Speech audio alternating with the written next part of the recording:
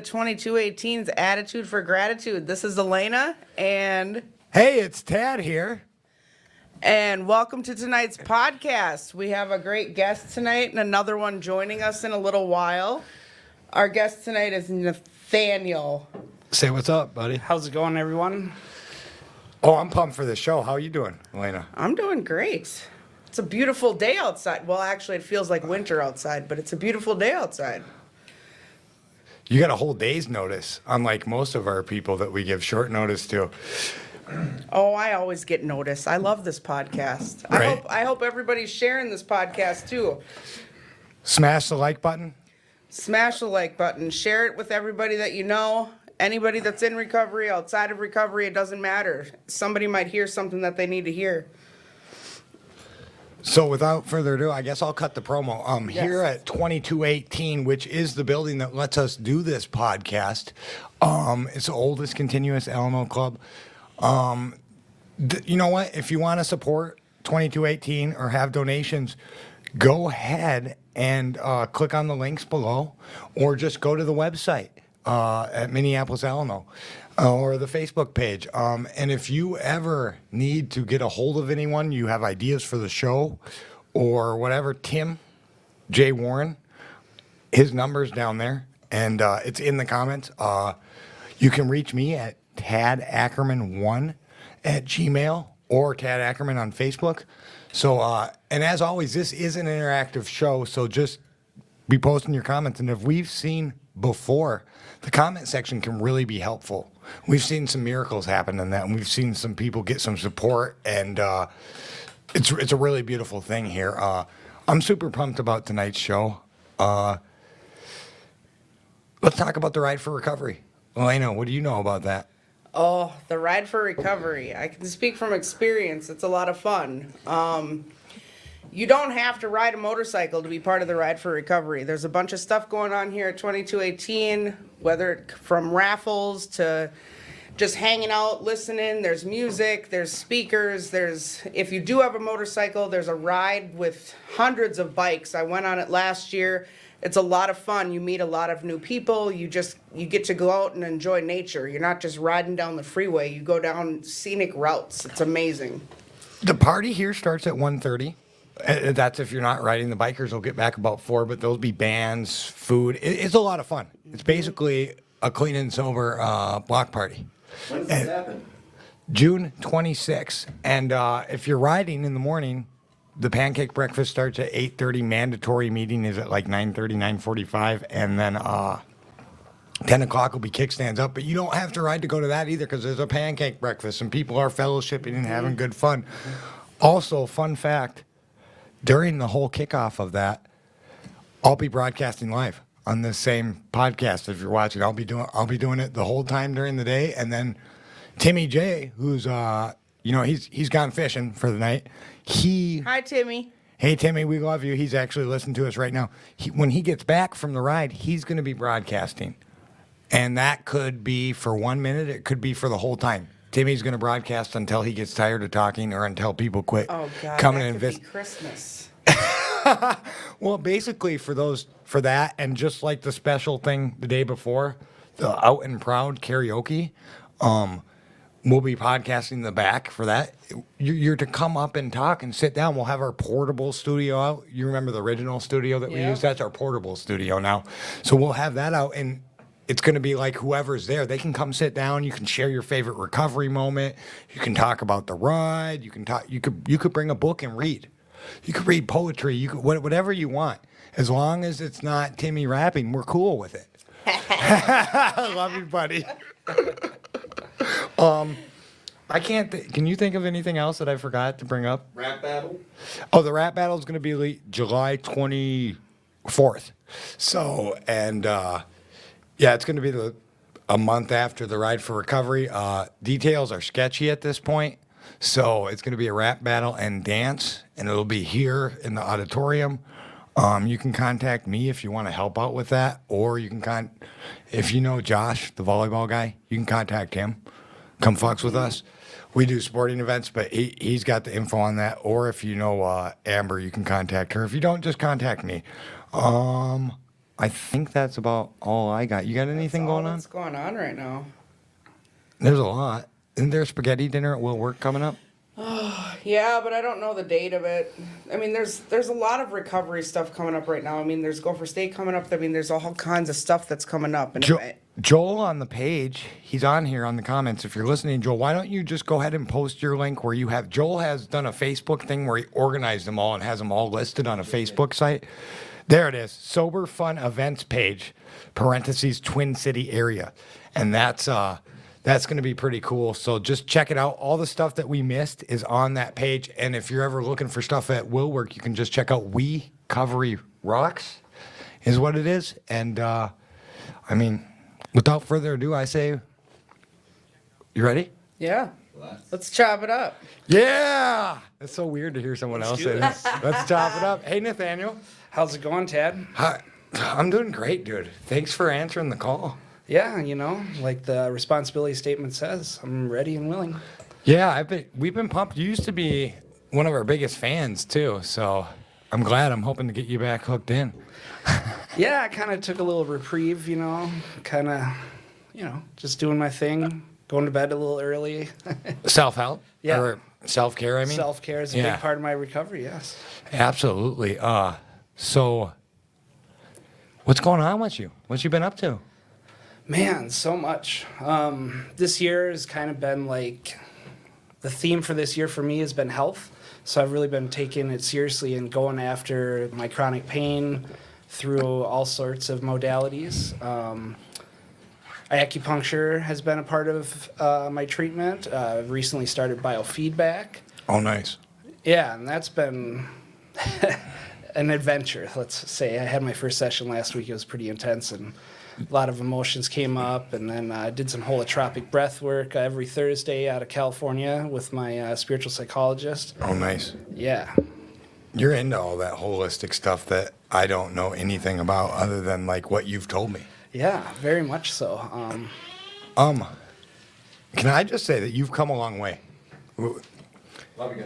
Have a good night, Matt. That was Mr. Our producer, Matt. He's got to go because he's got a curfew, but he'll be with us in spirit. Can we just talk about how far you've come? A little Sure, bit? yeah. So, you want to give us an intro? Before I met you, you were in the psych ward. Yeah, so kind of through my exploration of my mental health, my professionals and I have come to the realization that I had an adverse effect or allergic reaction, if you will, to the opioids I was prescribed after an ankle surgery on April 18th of 2019.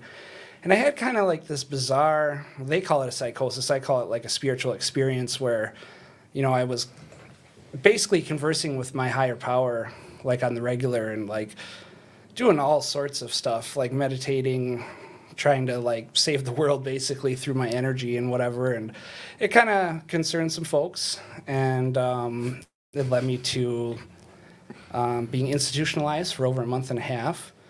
And then from there, I chose recovery. And was on like a 6-month stay at commitment. I ended up at New Way House 2 where I met you, Tad. And House 2? House 2? What up? Remember when we did that project? Which? In group, we were the 5 somethings. Oh, yeah. I don't even remember. It was about brain chemistry or something. Yes. And we did a tiny little dance and spun around. It wasn't real. Yeah, we were dorks. Whoa. In Yeah. tutus? No. No, I wish. Yeah, we wish. That would have been way cooler. Yeah, that would have That been way would've cooler been than cool. what we did. Yeah. It was, man, it's been great watching you grow. Thank you. You when I met you, you didn't want to talk to anybody but me in the No, council. I was super timid. I realize now I was having some PTSD issues, which has now been diagnosed. And before I didn't know, like, you saw me in the group room in the basement, you know, any kind of chair movement or anything, I was freaking out. I didn't want to talk to anybody. But I really felt welcome there. As soon as I got into that building, my brother's like, "Are you going to be okay?" Because he drove me straight from the psych ward to there. And I was like, "Yeah, these are my people. I feel good vibes here. I'll be fine," you know. And, yeah, that's where my story began. I just bring this up because you're perfectly comfortable talking now. You couldn't even look people in the eyes or talk to people. Yeah. And when we first So I became Nathaniel's friend and got him out, and he was fine with group members. After like about 2 weeks, he could talk to group members, but when we'd come here to meetings, he couldn't talk to other people. And for a while, for me, was it a month maybe? Yeah. For a while, he would only talk to people if I was present. I didn't know that. So I'd leave to go smoke, and he would go hide in the corner, and if people talked to him, he wouldn't talk to them. Yeah. And someone told me about that. They're like, dude, you gotta help this guy. And I'm like, God will help him, and the program will help him. And it has. It has, most definitely. And so this is like complete transformation. Yes. 180. Yes. Healing of your mind and soul. Correct. So go ahead, talk more about that. Healing of my mind and soul. Wow. Yeah, there's a lot of stuff that I've come to know in recovery that helps me. Like recently, I've picked up like a Zazen Buddhist practice. So every morning, I try, practice not for perfection. Pretend people don't know what you're talking about. Zazen, I sit on a nice cushion and I do a seated meditation for about 20 minutes, and it's open eyes. And I really connect with my higher power during those 20 minutes. And, I try and let my thoughts pass like clouds in the sky. And, I'm not my thoughts. My thoughts are not me. They're just thoughts, like clouds. The clouds are not me. So it's very challenging sometimes, to like wake up every morning and do it, Mm-hmm. But it's been very helpful for me. And mindfulness is also part of that practice. Try and be present in the moment, like if I'm washing the dishes, I just focus on washing the dishes and really dive into is every crevice of this dish clean kind of thing, Yeah. Whereas before, I'd be super amped and anxious and like, oh, what am I going to do next? I always have things going on. We used to get manic together. Yeah, manic panic. You remember that? Yeah. We'd be in meetings and one of us would get manic and we'd try and help the other one, and because the other one was going manic, we'd set the other one off and we just make each other in this hyper anxious manic mess. It would, and then There's a lot of realize- energy transfer going on. Yeah, and then we'd have to separate and calm down. Yep. Or run a meeting all crazy and manic. Yeah, I remember that happened a lot at a certain Friday night fellowship. Yeah. The Red Bulls probably didn't help. We were Speaking on of the which. we were on the Monsters then. We hadn't. Oh, yeah. We weren't at Red Bull guys then. We were Monster guys then. The whatever mule edition. Yeah, ginger. The ginger mule. Yeah. Yeah, those are good. So I have a question for you. When it comes to meditation, you said you sit there for like 20 minutes and you meditate. My biggest thing with meditation is that I can't sit there for 20 minutes. I can't clear my mind for 20 minutes because I have so much stuff always going on. How do you do that? Well, what I've learned through Clouds and Water Zen Center, I took an introduction class there about a month ago now, and that really helped me. It was like a couple-hour course, and in that course, they taught me, like, if your mind starts to drift off, just focus back on your breath. It's all about your breath. Like I always say, like, your breath is your greatest weapon, Like, so I just focus on that, or I'll focus on my posture and try and have a straight, aligned back, which is difficult for me because I have a lot of chronic pain issues. But I just try and bring it back to self, bring it back to the moment. I definitely get distracted, and I understand that the mahote or chatter in your brain can just be constant and very overwhelming. And I spent a lot of my years of active addiction, like trying to block out that scatterbrain, the mahote. And that was an interesting journey in itself. I didn't realize how bad my mental health was until I got into recovery. Like, I just didn't take it seriously. I didn't think it was something that needed to be addressed, but obviously I neglected myself enough where I had to be institutionalized. Mm-hmm. What would you say for people that are struggling with that right now, and they're questioning, if they can do this on their own, if they should go see a doctor, if they should go in? What would your advice be, and how do you know? Well, that's a great question, and I think it's very individual basis. reach out, ask for help. I mean, there's like the NAMI hotline, there's other mental health hotlines. I know there's a Ramsey County mental health hotline out there. And you can just reach out and they won't call the cops, and you can just like talk to somebody and they'll talk you down out of whatever scenario you may be in at the time.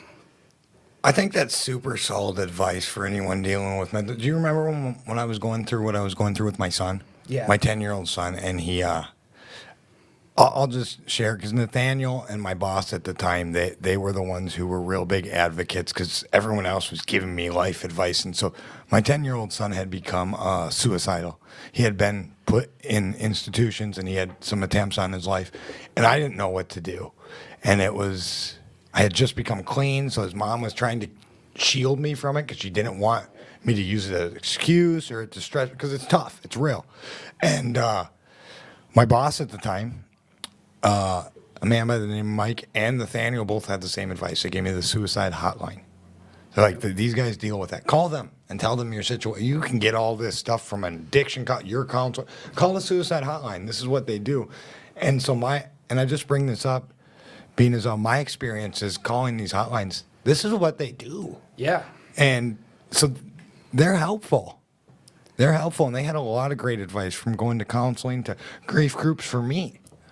Yeah, they've helped out a lot of my friends, excuse me, in the past, and I don't really want to share too much of my friend's story, but this particular friend of mine was dealing with some grief issues, and she reached out, and they talked her basically off the ledge and talked to her for multiple hours, and I think they led her to some sort of grief meeting or something. I'm not too sure. I mean, that's kind of her story, but it was very helpful to her, and I'm just so grateful that she would post these hotline numbers all the time, like on different social media outlets, and I would just save them to my phone and be like, okay, I might need to use it.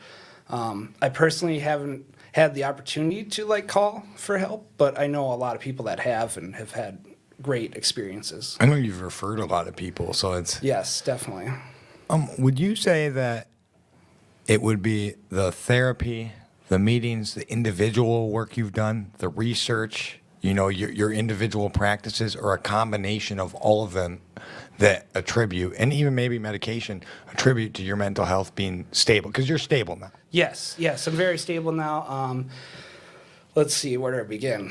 First of all, I was extremely over-medicated in the mental hospital. Like, I feel like that's one of the flaws of our mental health system. You were terrified that they were going to dope you up again and you were going to lose yourself when I met you. Yes, exactly. I was very terrified of that. And I fought very hard in my recovery to lean off of all these medications that just really weren't working for me. I was getting a lot of side effects. I gained a lot of weight. I mean, I'm a little embarrassed to say how much, probably 60 pounds at least. And, the certain medications can cause hungriness, and I'm sure a lot of people experience that with that medication. And just I felt like I couldn't feel my feelings, and to me that was very uncomfortable. And I was on a stay of commitment, so part of that's like being on probation on paper, You had to take them. I had to take them, and I had to follow doctor's orders, so I had to see these clinicians that were not seeing eye to eye with any type of belief systems I have, any modalities or ideologies of any kind. And so I went through that for, I don't know, must have been 6 months, right, Ted? Something like that? It was a while. It was a while. And then as soon as I was off paper, I just told my psychiatrist, hey, I want to start leaning off of these in a safe manner. And I did, I think that's important. Can you repeat that part, how you got off the meds? I talked to my psychiatrist and said, hey, I want to go the holistic, herbalistic route, and I would appreciate it if you could help me lean off of these in a safe manner. So you didn't just take yourself off, go into a manic or some type of episode, and then try and self-medicate it by relapse, and you went to the doctors? Correct. That was my old approach. It doesn't work well. Oh, yeah. I know a lot of people that have tried that approach, and it never ends well. God. No, it doesn't. You're going to go right back to where you started almost every time, from what I've heard anyways in the rooms. That's been my experience. So you took yourself off of meds with the help of the doctors, and now you do it on your own. I still take a couple of PRNs, which would be as needed medications for like anxiety and sleep, but really not that often. I work with a herbalist. Big props to Carolyn Herbs. out of St. Paul. She's been amazing. So I sat down with this lady for about 2.5 hours, and she has this haberdashery. And if you don't know what the haberdashery is, it's like a big closet full of tinctures of different herbs, and she tests them on you individually to see how your body responds with your pulse. She literally puts her hand on your wrist and feels it out, whether it's intuition, energy work, or just she knows how to read your pulse. And this is somebody who's been trained in this type of work, you know. I mean, she didn't just learn how to do this on her own kind She of didn't thing. just watch a YouTube video and start doing that. Yeah. Right. I mean, she went to school and whatever and became certified. You can check out her credentials on her website, I'm sure. But yeah, I mean, it was a lengthy experience. And for me, I was experiencing a lot of anxiety because I was leaning off of these meds, right? And I Yeah, was seeking which- out this other type of medicine. And through that experience, she was able to formulate a formula not only for my anxiety, but for my depression and chronic pain as well, since that's something I've dealt with for the past 10 years. She developed a herbal regimen for that. So I was able to slowly, over, 3 to 5 months maybe, lean off and start integrating these plant-based herbal regimen. And it's just been a game changer for me. I mean, I feel amazing. And for people who don't know, it's some of the oldest medicine in the world. Over in Asia, they've used a lot of this stuff for a long time, and you can make your own judgment. We're just offering other things. Yeah, you know? this is just my experience. It Yeah, works and- well for me, and it might not be the case for everybody. I mean, no way am I condoning, hey, you should get rid of your pharmaceuticals. Talk to your doctor and really tell them what you're seeking. Be safe. Yeah, exactly. Be safe about it, because I know a lot of people in some of my other fellowships that have gone this route, and they went like cold turkey off of some, and that can be dangerous. Extremely dangerous. Well, and if you're not going to like a certified person who like you went to, you're ordering off a website, or you're getting some Yes. guy, like the sneaker guy fell off the truck, but with herbs instead. You don't know what you're getting. You might not be getting real stuff. You might be taking drugs. Who knows? Yeah, these magical supplements you see all over the internet, like, hey, try this. Yeah, and that can be dangerous. So always, make sure you're careful. Yeah. Do your research, find your own path, it's not easy to do, I really had to talk about it with a lot of my friends and family and, really feel it out, because I was afraid to go back to the hospital. I was like, oh man, I'm gonna go off my meds and have manic panic or whatever. You live petrified in that fear that you were going to be institutionalized, I know, because I'm a jerk sometimes as a friend, if the listeners What? don't know. What? I can be a little abrasive and a little of a how would you say it? Like, my friends love me, but I like to give them shit, and it can be a little much. I'm a little much. So, and at my early point in recovery, that Nathaniel would say it, me and him would jar back and forth and get carried away. And my go-to when I got back to the corner would always be like, "Well, just put you in the psych ward." Yep. And he'd be like, "All right, we're done, Tad. I'd just walk away. Done. See you later. We're done. You win. You win this round, Mr. Ackerman." But and really watching you overcome this stuff, it's not just, but it's been this herbal regimen. It's been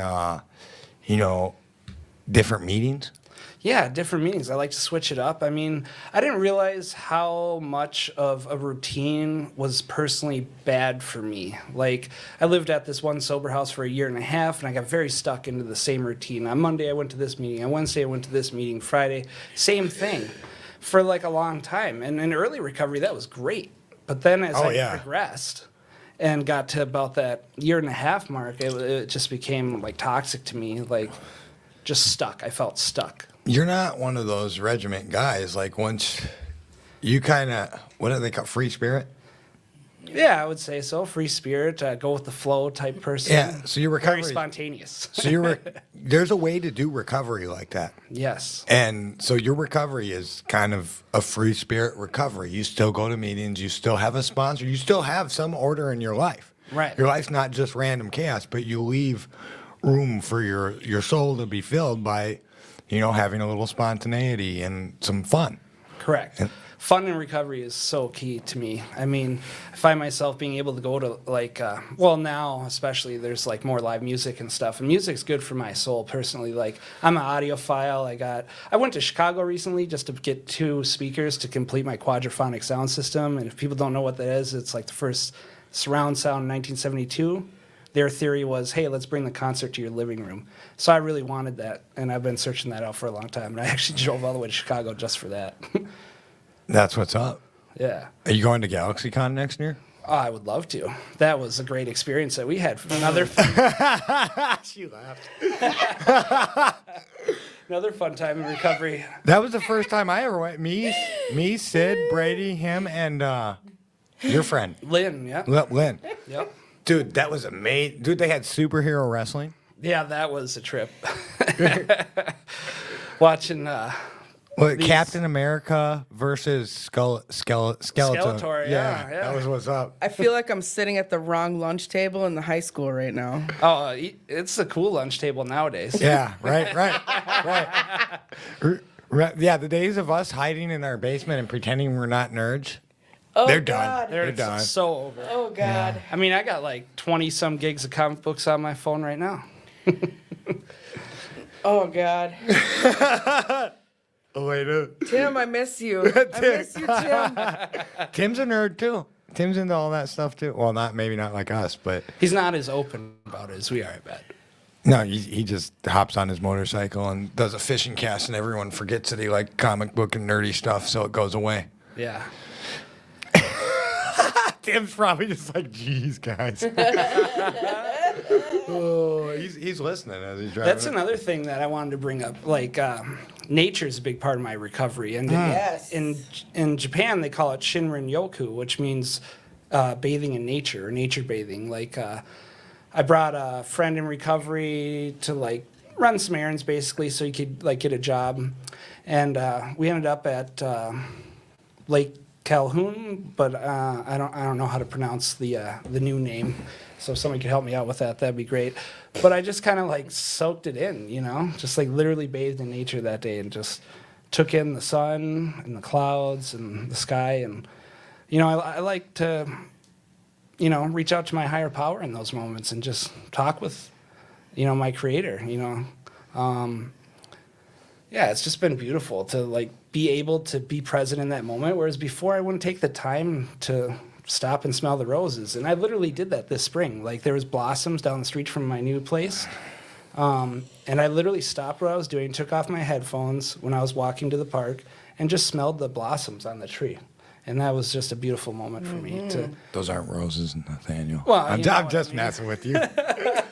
So, Elena's got something. What? Don't be mean. Yes, they are. You know what? I feel the same way. So, my higher power has been nature for as long as I can remember. And I was just talking about this with my other half the other day because we went fishing and he was fishing. And I love fishing. Don't get me wrong. I love fishing. But I could just sit there for hours in the sunshine and just enjoy and watch the water and watch the ducks swim by and watch, like, I can just picture the flowers and just smell everything. And it's for just sure. everything about nature is amazing. It's absolutely amazing. It brightens your day. It makes everything better. It's I can't even describe it, but there's something about nature, and that's been a big thing for me. And winters make it really hard for me living in Minnesota. Oh, totally. Make it really hard Yeah. for me.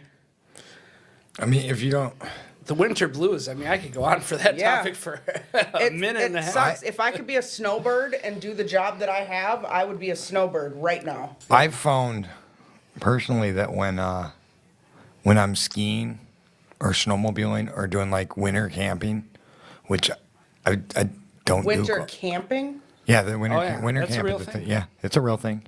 Anyway, you know, when I'm doing those outdoor activities during the winter, I'm a lot less susceptible to my depression and my Yeah. my winter. It's very serene too when you're out there and the stillness of the snow and It's pretty. the icicles on the trees. I mean, I really came to appreciate it. I mean, I'm the type of guy that a couple years ago, before you know my experience that led me to the psych ward, I was thinking about bugging out and going to California and just staying there forever because I was out there for a couple months and loved it. You know, Live in the woods or or Well, become actually, a trendy hipster. I was gonna do the van life, get a Honda Element. And, That's true. You've joked about that. yeah. I thought van life would be. That's how you live in a van by the river. Yeah, steady supply of government cheese. Let's go. I forgot about you. You were dead set on that. You still pondered doing that. I'm still considering it. You know, I'm currently waiting on a court case with the federal government for disability for my chronic pain and mental health, and you know, if that court date goes well, I mean, I think I'm going to get a home base here in St. Paul. I've applied to some low-income housing because I'm in that chapter of recovery where I'm trying to move on with my life. I'm not trying to stay at the sober house forever. I mean, that's a great experience. It's done me very, very well in my recovery. I mean, I highly recommend it to somebody who's like on the fence. And remember my story coming out of New Way House too, Tad. You remember that? What I went through? Yeah. Was this your first sober housing thing? Yeah, it was my first group. You didn't housing. want to. No, not at first, but through the guidance of you and other people. Guidance, many hours of us having heated Yeah. loving discussions, brotherly discussions, but holy cow. Oh yeah, you don't want to go back to that apartment and this Well, and that. I was, well, I'm always on your side, but I was in your ring, right, advocating for you with the same opinion you had, and as we've seen it unfold, I'm like, dude, maybe you should go to the sober house. Yep. And you're like, I'm doing that. Yeah, was I like- mean, I think I went back to my apartment for like a week, and then Came to the conclusion. yeah, on you. came to the conclusion, and I think I was going to New Way New way. in St. Paul, over at university, and some people in group, and I processed about it in group a bunch, and they're like, dude, you got to get out of that apartment. You're either gonna have another breakdown or you're gonna relapse, you know. So I just started searching, found a good sober house. Moved in, just gave up everything in my apartment, threw it in a, well, I didn't really give it up. I threw it in a storage unit and moved into the sober house and felt very welcome there and at home. And I lived there for a year and a half. Yeah. It was a great experience. I mean, yeah, you got to deal with some rules and have some humility and deal with some struggles, and that was very hard for me. Like with PTSD and stuff, I'm very like picky about noises, very sensitive to noises, and to live in that group setting can be very challenging. How the hell were you friends with me? Right? How was I your comfort? You're like one of the loudest people I know, right? Right. That laugh, the just obnoxious. And back then it was time. Obnoxious. Obnoxious. Oh, you think I'm obnoxious now? How was it back then? That was those glory days of the rock Tad, or you know. You used to love that though. Every did time I love do that, you'd just be, do the rock again, do the rock again. Yeah. Oh yeah, you had the Superman bling, and you were going after it. Man. You definitely had the ultra ego. Yeah, and now I'm just me. Yeah, exactly. Most Isn't that days. beautiful to like let go of your ego? I know it's challenging, but You had your own alter egos. You want to talk about that? yeah, I mean, most people in my life like didn't even know my real name because I just went by Tuna, you know, and that was a nickname that my brother Jameson had given me, and along with some other friends back, you know, in the nitty gritty days when I was living in Richmond, up to no good, you know, and. It was a character. It was a character. Now that I think of it, It was a mask and It's a a character. persona. And it was a coping mechanism. definitely. I was like, I don't have to be my real self. Nobody's gonna know how emotional I am or how vulnerable I am. I'm just gonna be Tuna and be the life of the party, and you know, just jam out and be what I thought people wanted me to be in those situations. This like crazy party guy that, you know, just like That's not you. no, it's not me. I mean, at one point I thought it was, but definitely not now. Well, it definitely served its purpose till, like most things, just like our addiction, until it starts hurting us. Right. And it was very harmful. I mean, I would work till 2 a.m. and then Saturday get off, go to the speakeasy. I don't know where it was in Minneapolis, but I would be there till like the birds are chirping, you know, like closing it down. And it got to the point where the bartender at the speakeasy was like, "Hey, I don't want you driving home anymore, man. Like you've been going at it for hours. You just gotta sleep here." That's funny. And that should have been a wake-up call, but it really wasn't. Oh, it's crazy where this disease leads us. It is. Looking back on it, it's very concerning.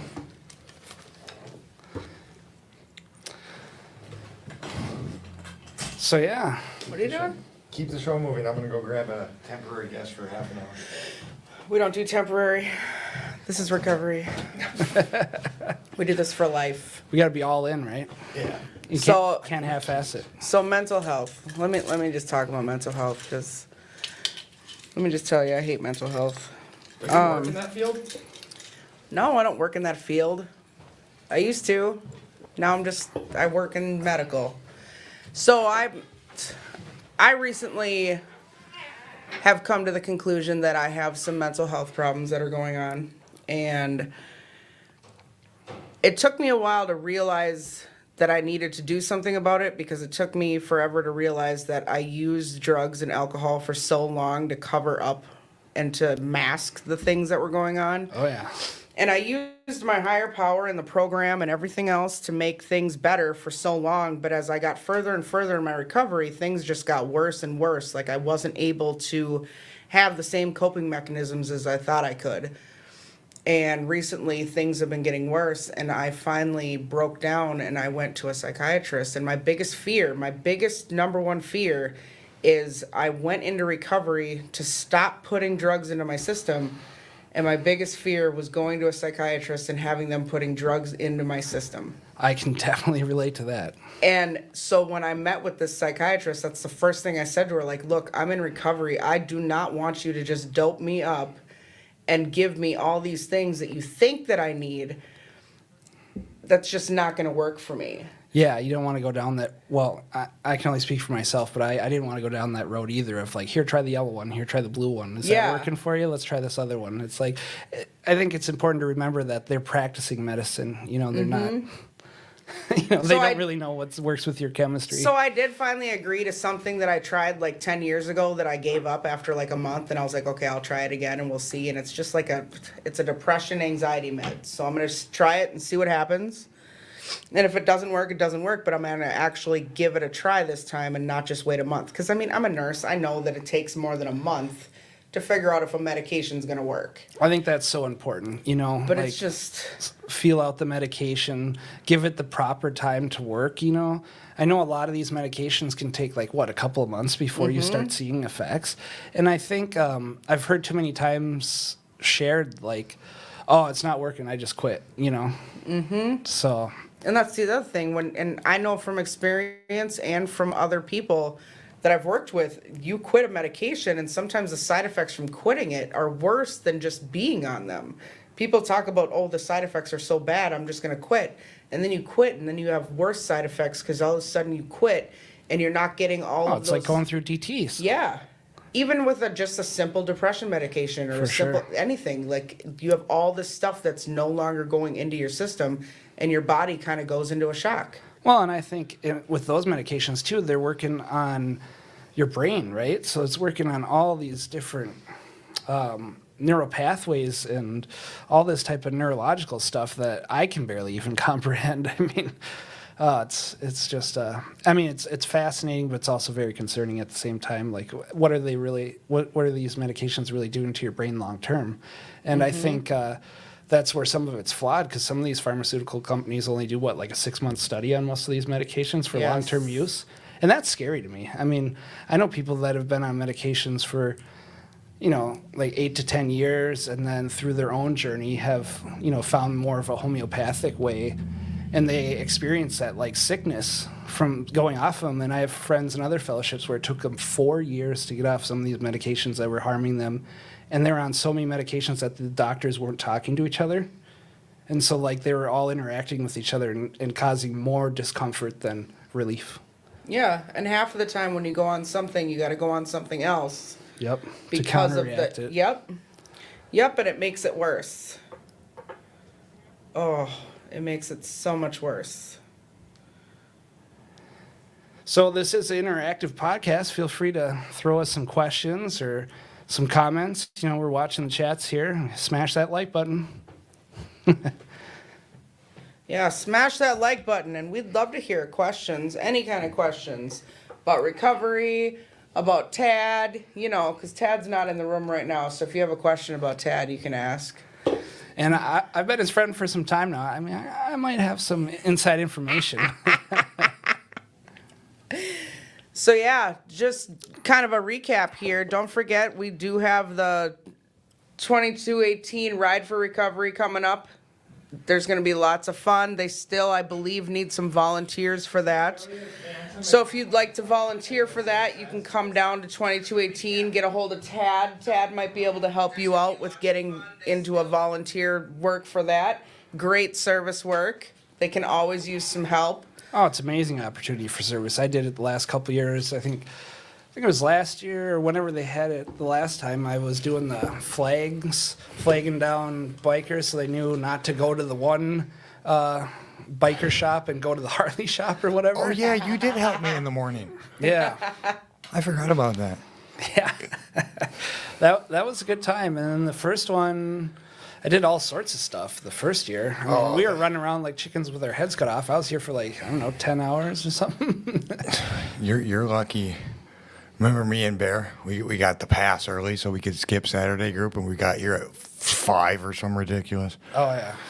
Yeah, that's my busiest day of the year. Right. Start at 5 and don't get out of here till 2. But would you say it's kind of like your most fulfilling day of the year, too? Sure. Yeah. It's fun. There's not a whole lot of time for Tad or next year, I'm gonna be on the back of someone's bike. Yeah, I'm gonna ride on the back of a lady's bike next year. I've made that commitment. I want to see that. Yeah, a lot of people do. You gonna wear a tutu like we talked about earlier? No. No? Why not? Please. I mean, maybe if we can generate some funds for the building for it, absolutely, I'll do anything. Oh, that's a great idea. Yeah, if people want to pay to see me in a tutu or a dress on the back of someone's bike, I'll totally do that. I mean, but yeah, I don't know how we got onto this. I think it ties back into having fun and recovery. Yeah, fun and recovery. Fun and I feel like I'm getting picked on. I was listening to you guys. No, you weren't. Yeah, when I was downstairs. I thought that I was going to have someone on here who knows a lot about mental health and stuff. The brain aspect, Yeah, the neurological side. Yeah, she's very factual. All that stuff that we learned and we probably don't remember. Right. You Because remember? of pause. Well, you remember? Because that was our counselor's thing. Like, we had these books and we knew all of it I 2 got all years that ago. paperwork somewhere. I still am intrigued by the polyvagal system, and I still reflect on that fight, flight, or freeze. I think I like froze a Pokemon lot. too. I'm just kidding. I'm just kidding. Raichu. Right. I was going for Polygon, but Oh, okay. the polyvagal system. I remember some of it, but like when we were studying it, it was so fascinating. We were both so into it, and Oh, yeah. yeah, It definitely helped me kind of understand, and I can only speak for myself here, kind of helped me understand what I was going through in that time. yeah. And I think you kind of picked up on that as well, Yeah, understanding the science aspect of So everything. our other guest will be here around 10, Right on. and we might have 2 special surprises popping by. All right. So That McMahon? no, Damn. no, Man, I've been waiting for that check for a decade. I know. we're not getting rich and retiring and going around the Living the country. van and life. You do the van life. I thought we were going to live the recovery podcast travel Yeah. life. Oh, Yeah, just get a tour bus and start Yeah. going around and touring cities, doing recovery in every city and bringing the podcast to every city. That's the dream I'd be down for that. That's Tad's dream. that I'm forcing on everyone else. Just say no. Right? Nathaniel already said he's down. If you get it, I'm down for Nathaniel. I already got 3 hooks in him. Yep. It's not hard to get the 4th in him. Oh, boy. I got that special place in his heart. Just That's right. Yeah. Definitely does. It'll be like GalaxyCon, only forever. What a beautiful world. Right. And I mean, that's one of the things that I love. Like, it doesn't matter how long I've gone without seeing you. Like, we always end up on the phone for like an hour. And here's special guest number 1. Oh my Yeah. God. Special guest God. number 1. Hi, buddy. On vacation host who's not up north, Mr. Timmy J. Warren. Welcome to the Attitude for Gratitude podcast. Hola, kids. How's it going? So, I'm sitting in your chair, buddy. I know it feels weird, and He's I a got guest. you guys on my headphones, and this is terrible. Yeah, so This is Nathaniel. we met finally about 2 weeks ago, was it? Yeah. At the cookout? We were at the cookout. Yeah, it was good times. That was great We've times. been, you've been listening? Oh, of course. I not only am I a host, but I'm a supporter too. Did you share? Did you share and hit the like button? Of course, I smashed that like button. Okay. Oh Like my when you God. guys were stumbling when Tad left the room, and all you're like, "Oh yeah, don't forget to smash." No, I'm just giving you shit. Tim knew what was up. I'm giving you shit. You know what? Tad kind of roped us all into this. I know. I usually- roped Tad into this. I usually sit at the computer. And you're doing a great job. You guys are killing it. Yeah, you Nathaniel, guys are- last minute, thanks for stepping up. Alaina, thank you Give for me back stepping my up. computer. Yeah, I always try to say yes to recovery, you know? Yeah, hey, unless we have a reason to say no, you have to say yes. Yeah. That's part of this whole getting healthy thing. That's right. So, check it out. Check it out. I had to practice some patience tonight. Did you? I've been all excited to leave fishing this weekend. All right, so I'm going to come hijack the conversation, tell you guys what's cracking with me, Yeah, because now go. I'm in the guest chair, so I'm a guest. Yeah, you're a guest. Tell I our was other guest. like, gets I here. was supposed to be going out of town to do some fishing. You know, my thing. I've shared with our audience what I do. I'm a fisherman. Like that's what I do. So I busted my ass all week at work. Made sure we got everything done. So, because I do the type of work where I would have shown up tomorrow and Monday, whatever. So, I hear you. and here's the deal. I busted ass, right? Worked till 7:30. Got home and I had to shower, had to get everything packed, had to get everything ready. Run up to storage where all my fishing gear is at 9:02, and they switched hours for the Memorial Weekend. They closed at 9. So I got real mad. Like I started pouting. I wanted to take my ball and go home, but I didn't want to go home. I wanted to go up north fishing. Like I was pissed. Like my dad was like, "What's wrong?" I started stomping like a little 10-year-old. I'm serious. Like for the last 20 minutes, I've been pouting and pissed off like Do we got something video of fierce. this? Like no, but I have So what audiences. you're saying is you got in touch with your inner child today. Yes, but I was so mad. Like I was serious. Like I was in that pity party. I was like, this is bullshit. I work my ass off. I do this. I do X, Y, Z. I put expectations on something. I made a list of, all right, I did this, that, and the third. Now I am owed this. I'm not owed shit. I'm really not. I did all these things and I'm not owed nothing. Like I get to go fishing. Like if I didn't get to go, oh well, I'm here. Like it was bogus. I acted like I went back. It was what we call an emotional relapse. You know, and that's okay though. That's what just happened. Like I pouted and I kicked my feet and screamed and I was like, this is bullshit. I had to sit for about 10 minutes in silence and just say a few of those things that you guys have taught me what to do. A few serenity prayers. I haven't got that down yet. And you got your ass back. Yeah, You're here with your friends. Yeah, I was just like, you know what? I'm going out on my motorcycle. And of course, the audience around me was like, be careful. Don't take it out on your motorcycle, Tim. I was like, no, I'm not going to. It's too cold to get crazy out there. But what else do you do? Like, what was I going to do? I was talking to the person who I'm supposed to meet up north. I was like, I'm about to do some shit I'm going to regret. And like the second I said it, I was like, what are you thinking, Tim? Like, that's where my head still goes after 4 years. Like, we don't just get that. I work recovery, so I noticed not to do that shit. But my head, Rob was on here talking about my brain's at war with me. And I couldn't understand it. That's a thing. And shit like what just happened to me, like proves it. Like why instantly was I like, I'm going to bust a window and go in and get my shit.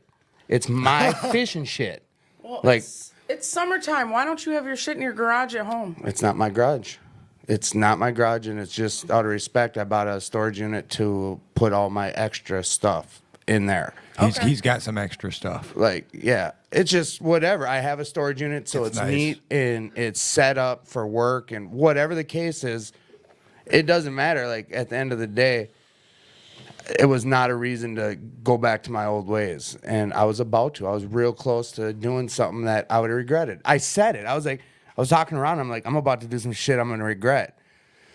And I just had to, and from there moving down, it was different. So, all right, sorry for hijacking the conversation. I'm glad I'm here. All right, deuces.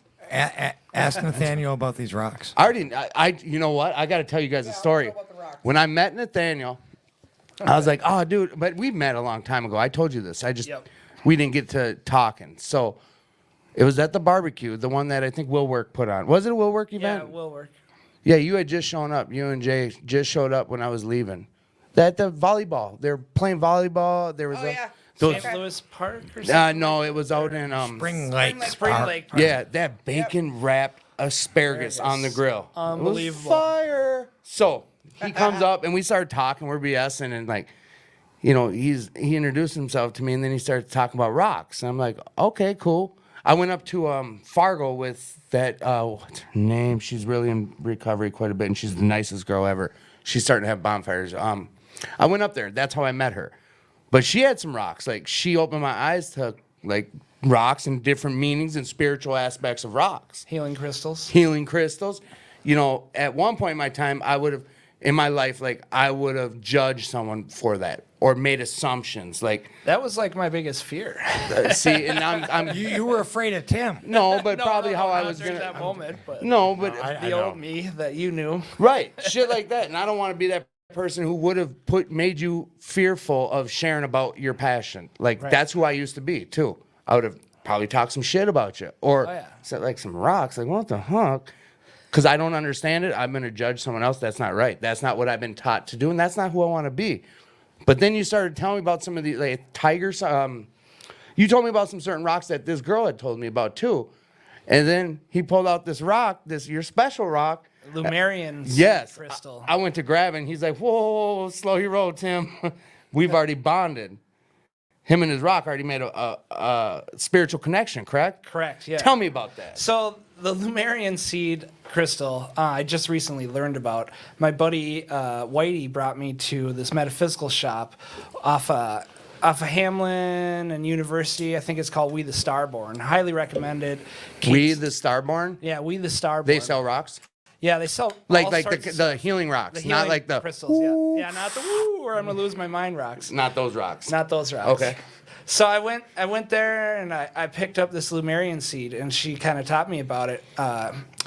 And so essentially what a Lumerian seed crystal is Lumerians were an ancient civilization kind of similar to Atlantis.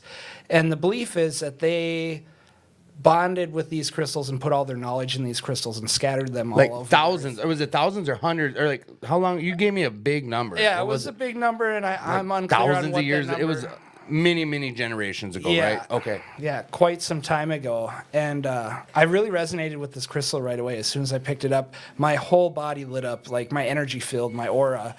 And I got some other rocks for some craft work I do, and it was just a great experience. So I brought this crystal home and, you know, charged it in the sun and whatever, and cleansed it, and then bonded with it. I've had some great meditation experiences with that particular crystal. Is it a rock or a seed?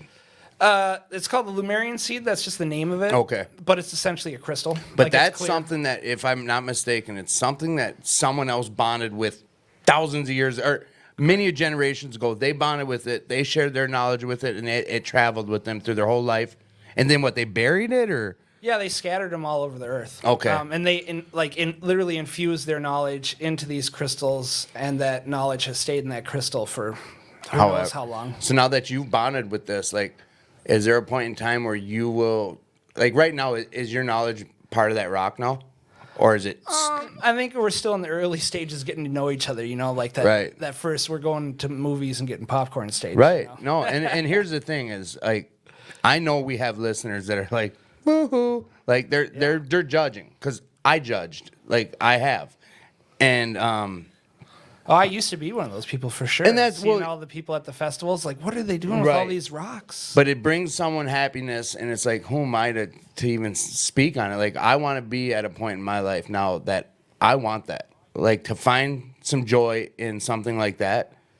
Like, that's a new passion that, like, I'm seeing someone have. Like, I would love to have something like that. So I got to be open-mindedness. I got to have that open mind to accept something like that, because on the surface, and you know what, I can only speak for myself. I'm still telling myself, like, I've got to explore that instead of just writing it off as, like, for face value of dudes talking about rocks. Yeah. And talking about taking it out for pop, or, you know, they're getting to know each other. Like, dude's talking about a rock. but now there's a story behind, like, you know what I'm saying? You gave it some validity of what the meaning of that rock is. Now, you can choose not to believe it or believe it, whatever. It makes you happy. It gives you joy. Yes. I guess joy and happiness are two different things, but it does something for you that you enjoy. So who in the hell is anyone to try and judge that or say like there's a wrongness in that? And there isn't, but I guess I'm sharing this because that's where my head was for a long time. So it took me a long time to let go of what got you, judgments, you know, what and what just got be you myself. involved with that? Like, What got me involved with rocks? Oh man, I think I've always been drawn to that realm. Like I had a rock collection when I was a kid. My mom would bring me to all these craft shows, and I would just get like these geode slices and stuff, and it was just a fun time just to check them out. agates? Are agates rocks or like, you know, Yeah. the little just shiny little Yeah. agates? You remember growing up, we used to find agates and be all excited. And, Agate hunting is a big thing here in Minnesota. LSA, they call it, Lake Superior agates. We Yeah, go Lake up to Lake Superior, Superior yeah. and go hunt them. We got a bunch of friends that go looking for those things Yes, all we do. the time. But it's not just rock hunting, but they go. That's part of their experience of going up to the North Shore. They're up there and right now doing it, I A bet. lot of people are. I know a got group friends of with people. boxes full of agates, you know. I mean, I got 5 healing crystals in front of me right now. I got blue kyanite. I got angelite. I found this Himalayan rock salt, which is a big bowl of Himalayan rock Right salt. here. in Yeah, I front know. of I us. licked one, and they are really salt. Like that's Yeah. crazy. Everyone wanted to Probably make licked fun. that one. Nah. Perfect. So yeah, Put you. his energy into it. I'm down. And then I have an angel, which is Percelli bluestone from Stonehenge. It actually that rock was actually from Stonehenge in Wales. Stonehenge in Wales. Yeah. I'm gonna take this. That's what I'm gonna. Oh, okay. No, keep going. Sorry. Tad's gonna explain what just occurred now. Go ahead. Keep going. Talk about So your yeah. rock. Anyways, like I was talking about my Percelli bluestone angel in front of me. She's been with me for quite some time, about a couple of years, and has always just kind of blessed me with just spiritual guidance and. You know, it's my little angel that looks out for me, and I'll Which wear it one in is my that? head. Point that. And eventually, audience, we will be showing pictures and live studio This one stuff. right here in the middle. Okay. My Percelli bluestone angel, hand carved, by the way. And who carved it? Someone you bought it from? Yeah, somebody off of Etsy. I like Etsy. It supports local artists, and you know. Yeah, that's nutty. Yeah, it's I been mean, great. it's cool. Like I said, when you told me about that, like later that day, I kind of reflected on it. And not that I was torn about it, but it was like the last time someone talked about rocks with me was when I first met this girl when we went way up to Fargo to that NA convention, matter of fact. And like I think she was in super duper early recovery, like maybe still frailing a little, like just super early. Right. But she was really attached to her pouch of rocks. Yeah. And she was explaining them to me, and like, that was the last time and I didn't even give it no thought. But then after you shared it with me, it was like you were more clear about how you were explaining them to me. Like Right. the message was a little different, but like at the end of the day, what I got out of it is like it brought you some joy, which I think that's pretty cool. I mean, that's another passion for someone to have, and that's you call it a passion, right? Yeah, and there's so many different ways to heal out there. I mean, you just kind of have to figure out what works for you, and that's what I've done. And in my recovery, I've learned that it's okay to go after these, you know, kind of out there different types of healing. Like I shared about earlier, I'm doing biofeedback and some other stuff for my chronic pain and acupuncture and stuff like that. And I was the type of guy that years ago, I'd probably laugh at you. You talk about that, you know? You're gonna do what? What are you talking about? Biofeedback? What's that? You know, like. What is that? I'm still trying to wrap my mind around it. It's a new type of therapy where they hook you up to this AI essentially that NASA developed, and they run different body scans. So you put like a headband on you and different sensors around your wrists and your feet, and this computer like kind of scans your brain in a way and figures out what you need, and you kind of communicate with this AI and tell it what you need, and you can meditate on your different levels of your body, like your heart rate or whatever, and try and just focus so you can lower your pain levels. I just brought it up, and that's measure coherence through 4 different challenge levels. Perfect for beginners, track progress, get started on your path to less stress and better sleep. I think this is something they're trying to sell. Right. But here we go. Biofeedback is a mind-body technique that involves using visual or audio feedback to teach people to recognize the physical signs and symptoms of stress and anxiety, such as increased heart rate, body temperature, and muscle tension. And that's another form, instead of just popping some pills. Right. Yeah. That's because a lot. Oh, wait, you know what? Hang on. You know what? I got some exciting stuff right now. Yeah, you're the host. Why don't you host some shit? Exciting stuff wait, right now. wait. We have this amazing guest that just showed up, you guys. Murdoch, do you want to say hi? Hello. Hello. Oh, that. Hi. Come on, Murdoch. Say That's hello. Murdoch, baby. That's Murdoch. What's up, Murdoch? Not much. You just came in off a long ride, huh? Came in off a long ride. Were you on a ride? No, I went to help my grandma. She's a sweet little gal in Aw. farm town, northeast Iowa. But her washing machine broke. She had to get her air conditioner in the window. She got locked out of her hope chest or quilting chest. So I just went and did a few solids. That a with boy. my, Good grandson. Yeah. And no, rode down there in a Prius. Prius. You don't even Yeah. own one, or do you know? Oh, Or? I went with my mom. Okay. She drove down there with me, and it was pretty neat. But I like going places, but I get fucking I get real stir crazy. Even after a little bit in a car, man. I as much as I love to go places, like road tripping is. I don't know, it's difficult. Just for me, man. anxious, I just get stirred. 20 minutes into the trip, I'm ready to get out of the car. I don't know what it is about it, and but Do you think it'd be different on a motorcycle? You can handle longer trips. it's different on a motorcycle. I'll handle it. The ends is the means. I was only down there for like 48 hours, and so if you're gonna drive 3 hours, it's nicer to stay there Right. for longer. Yeah. You know what I mean? But it was always all worth it. I mean, Oh yeah, get to visit with family and help, be of crazy. service. It's a crazy gift, dude. I know. It's a crazy fucking gift. Jeez. Right. No, I hear you. That's awesome sauce. It is. It's amazing that we get to do those things because we never did them before. Amazing. Right? To be able to You know show what up I for your mean? family. What a beautiful gift. And I- appreciate it. I remember Right. how bad I fucked up. Or, Jesus. I know that's tired. 3 now. Yeah. that's Hey, three. it's all gravy. I remember I was all spun out one time, and my grandma asked me to put this weatherproofing stuff on. I messed it up so bad, dude. Why? Just because you're so twackled? I Or was just twickled and twackled and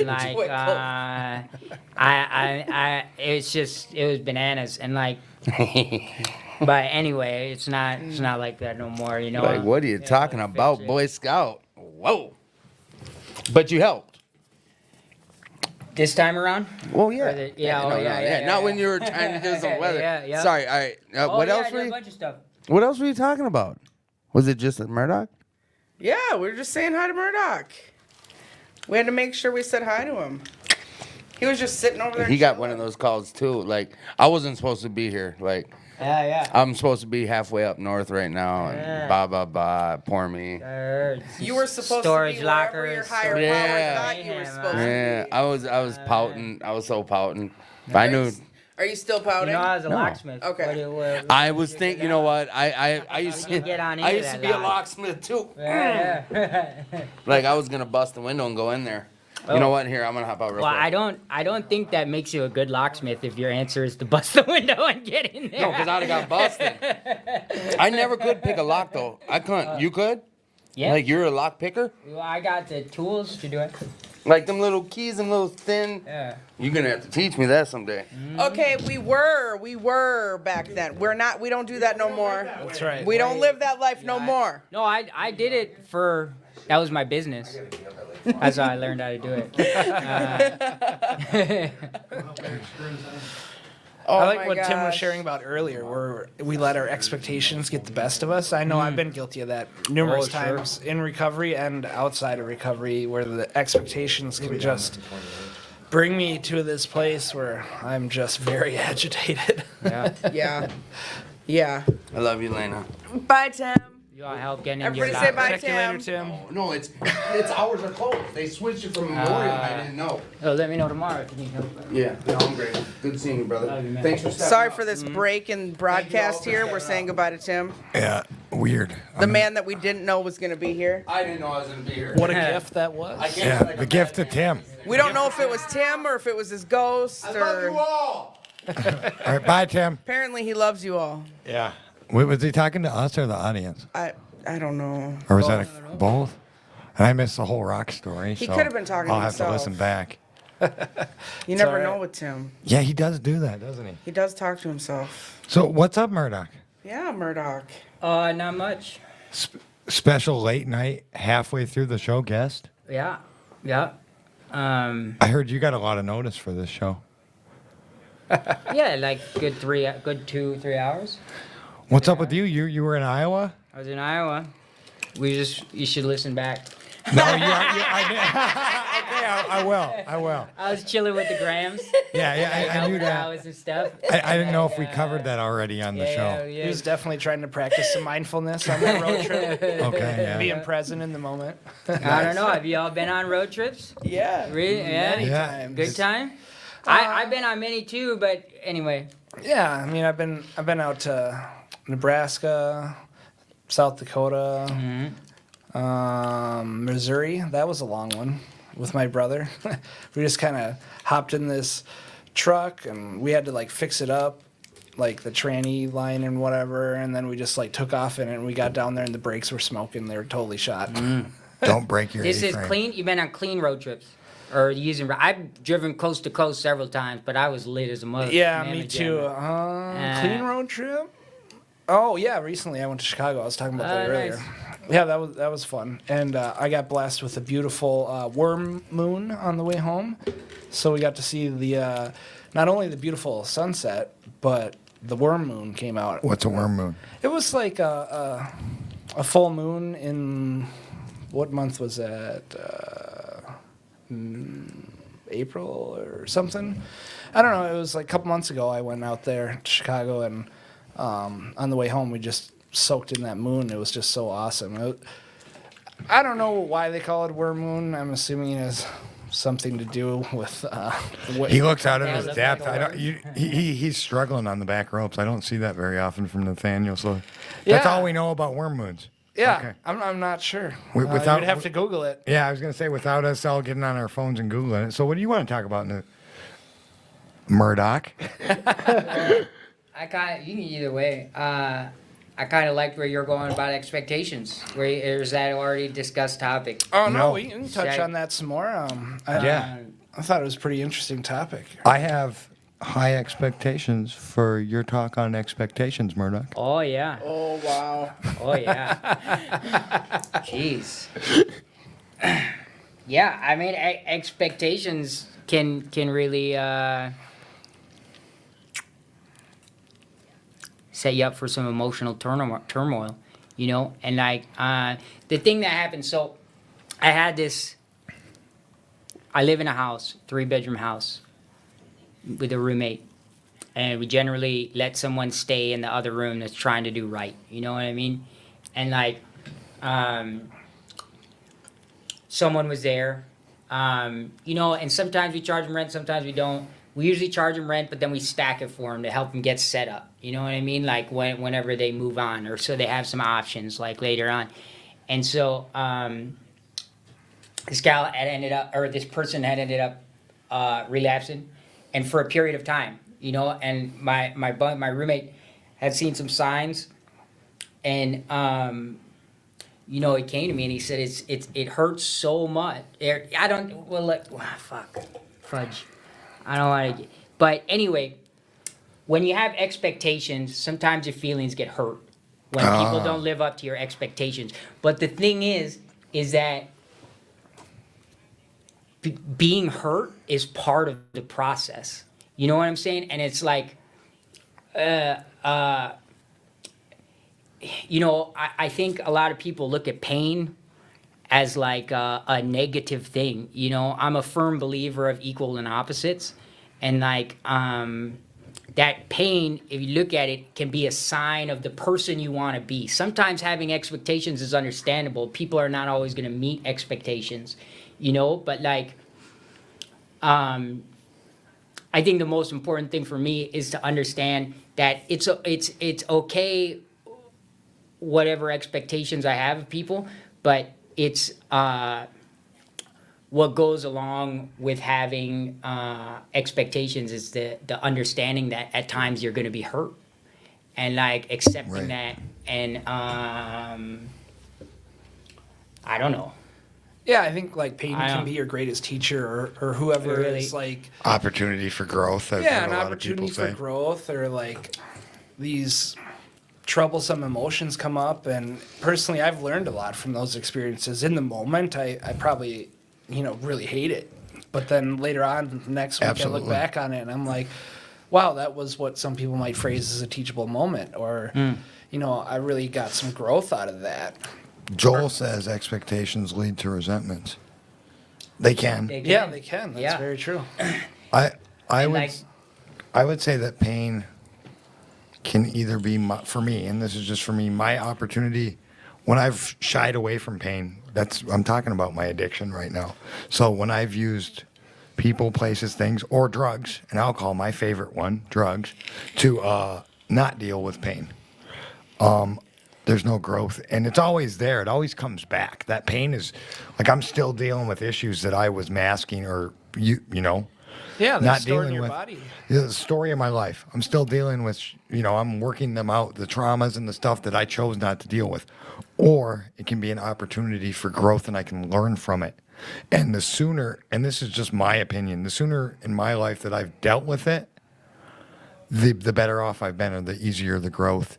And it's not always applicable. Like, let's say Nathaniel punches me in the face and calls me a weirdo. Well, people used to punch me in the face and call me a weirdo as a kid, so it's not applicable for me to immediately deal with it sometimes. Right. Sometimes I have to sit on it, feel those pains, go through it, and then go to Nathaniel. Like, when you punched me in the face and called me a weirdo, it brought back some things.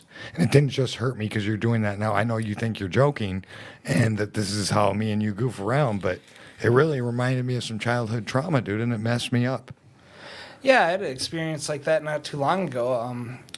A good friend of mine, who I consider like my spiritual psychologist, was checking in with me. I hadn't talked to him in a while, and we were talking on the phone.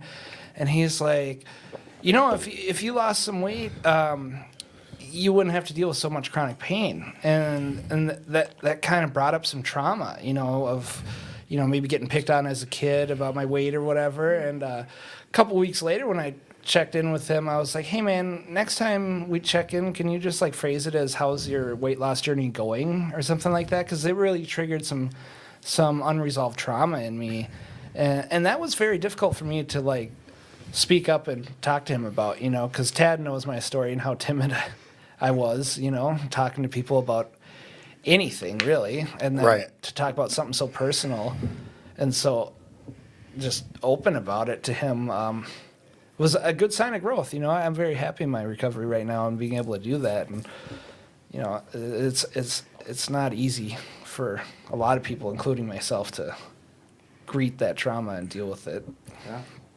Were you always super in the moment and about the solution, Murdoch? I can't say that I am super in the moment. It's all about the solution, you know what I mean? Like, so I don't know if that's That's a perception I a have perception, yeah, that comes off of me. But I'm very much not always in the solution, and very much so not always in a point of growth. Like, I mean, I suffer from some pretty severe social anxiety, and it's kind of weird because I'm the most anxious around the people I like the most. And so really it ends up just like, but of you.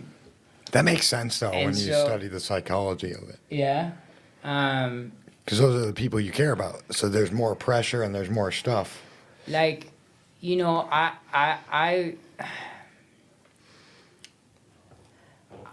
I think that everybody's solution is a slightly different path, and like I think that I do believe that I'm honest with myself, and That's like key. I think that's a big part of my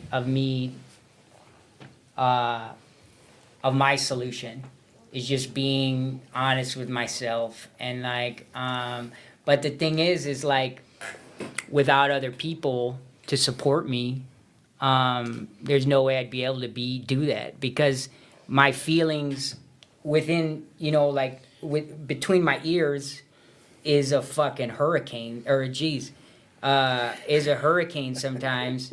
And like I'm very tired. all right. We need a swear jar for Murdoch. Yeah, man, we'll be rolling in that. Not even top 5 swearing. I've had my moments where like I get on a swear kick on the show and I just won't kicks stop off. dropping Fs.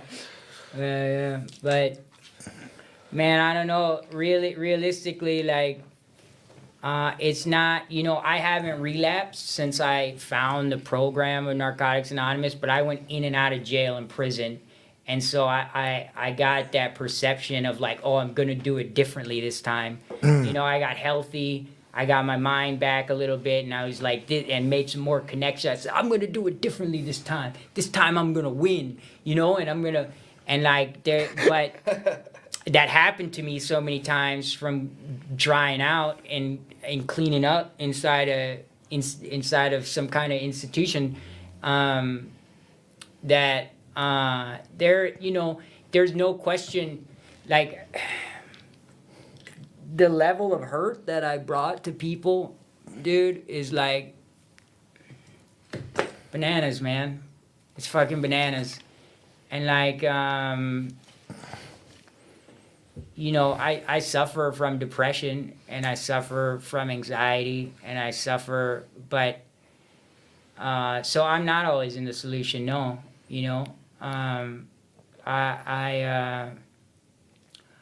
but deep down inside of myself, I want to be a good person, and that's part of my transformation. Getting clean is like I don't know.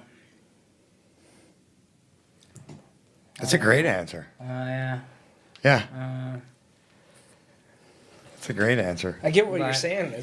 It's kind of a beautiful moment to take a step back and like really look at that stuff and just try and be a better person. Whereas before, I know personally, I didn't give a fuck. I was just like, whatever. Yeah. I'm gonna do whatever, and who cares who I hurt.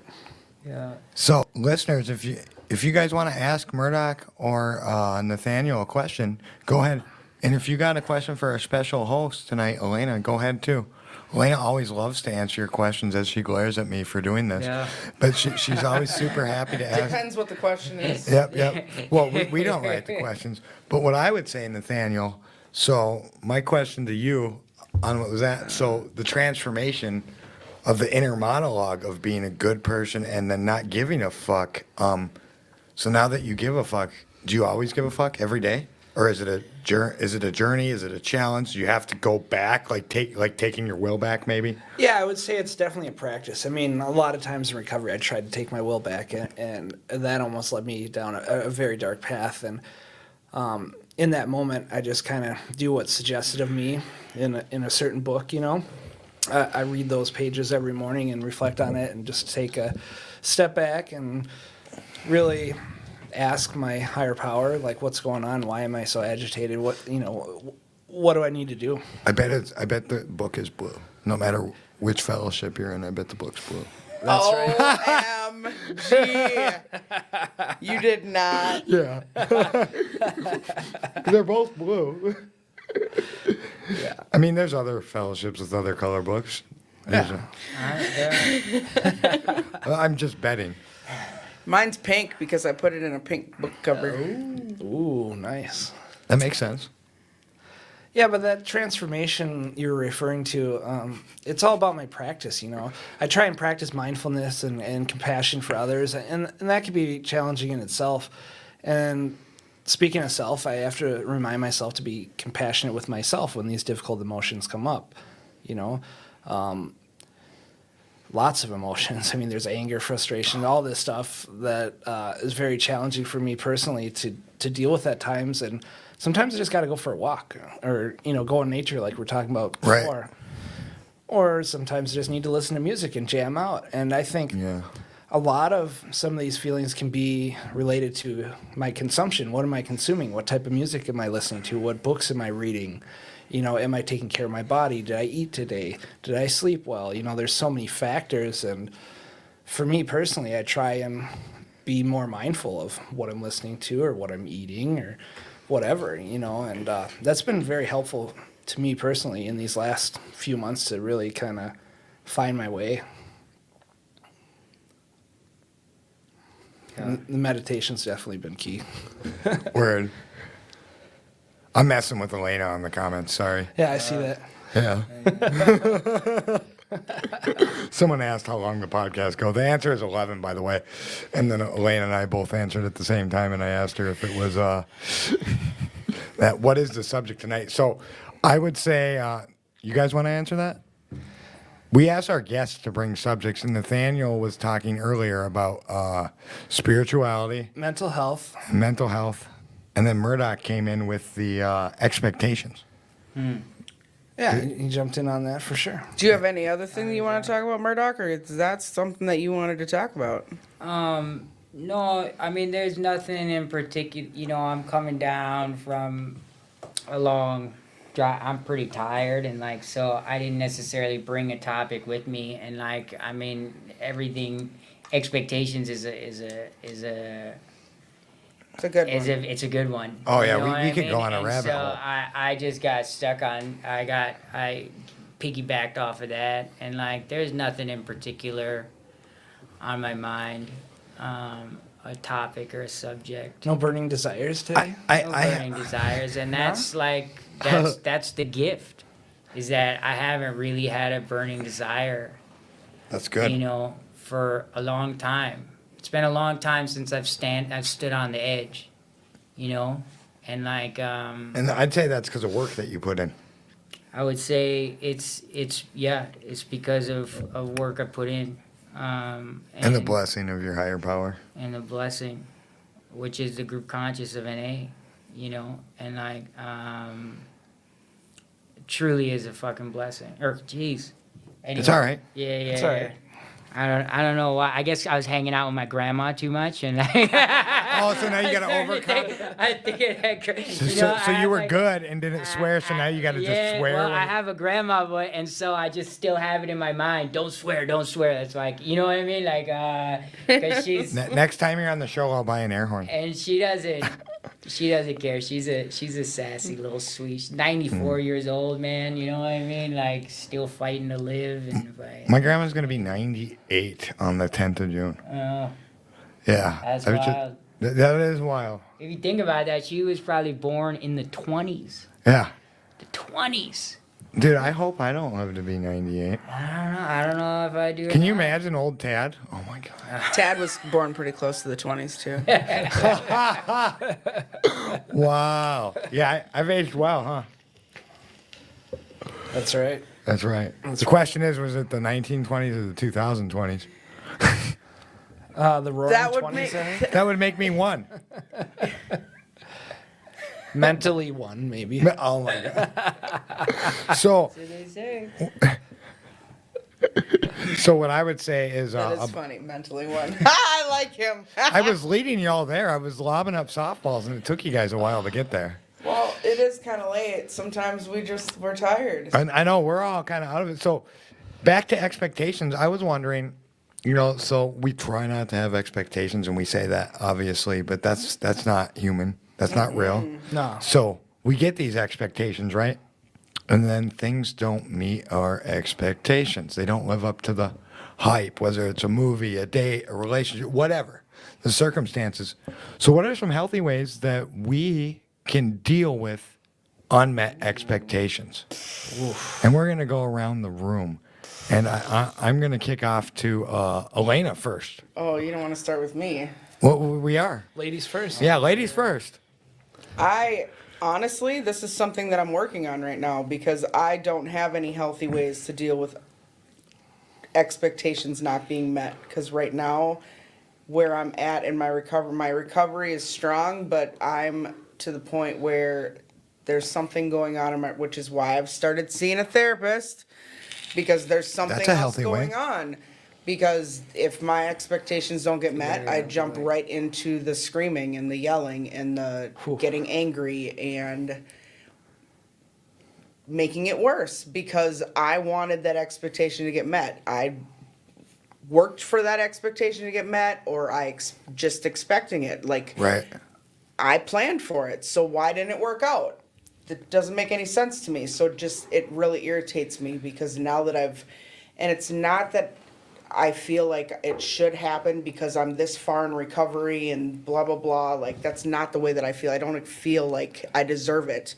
But it feels like everything keeps going wrong lately. It feels like everything, whether it be my job or stuff with my kids or just anything. Like, there's so many things right now where I'm just like, throw me a flipping bone And it kind and make something go right.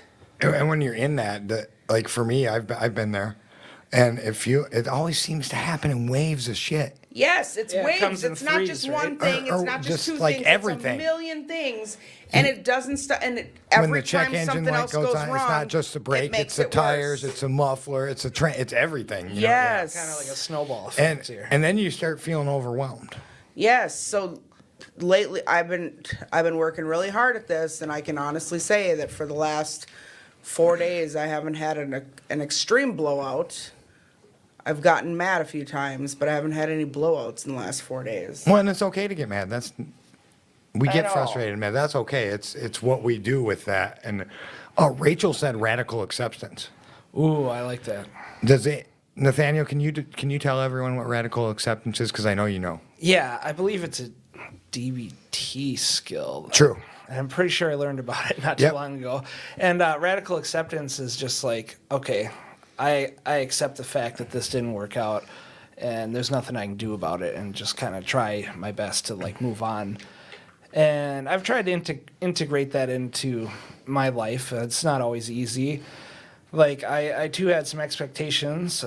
Excuse me, Mom, to tell this story, but Mother's Day I was expecting to meet with my mom and go to lunch. And, you know, I haven't had that opportunity a lot in my life because I always worked Mother's Day as a Yeah. chef. And, you know, so it really meant a lot to me, not only being in recovery, but to, you know, meet her for like lunch or whatever on this past Mother's Day, you know, and show her, you know, where I'm at in life and to really talk about some of this beautiful journey I'm on, you know. And she canceled because she deals with a lot of issues as well. She had a traumatic brain injury a number of years ago, and those symptoms came up, and she just couldn't make the hour and 20-minute drive to St. Paul from where she's at. And so I was very upset, and I didn't know what to do.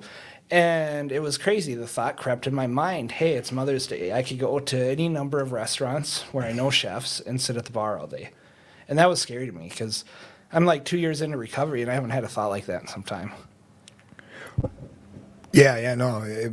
What was it? A couple months ago when I had that thing where I was going to quit everything, and I went down this. In a matter of 10 minutes, I went down this rabbit hole that I had to quit the board because I had a bad thought. And that I was going to kill myself. And it spiraled all the way in a matter of a couple hours. And then I started calling, like I first talked to Murdoch. And he was like, dude, I would have done the same thing.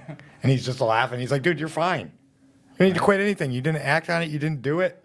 That's exactly what I would have done. Call some other drug addicts. Yeah, and that's what I did too. I mean, I reached out to my sober network. I came here to 2218, and that saved me that day. I mean, I went to Jitters and shared Nice. about it and talked to some people and did some fellowshipping afterwards and confided in that particular individual in recovery that's a friend of mine.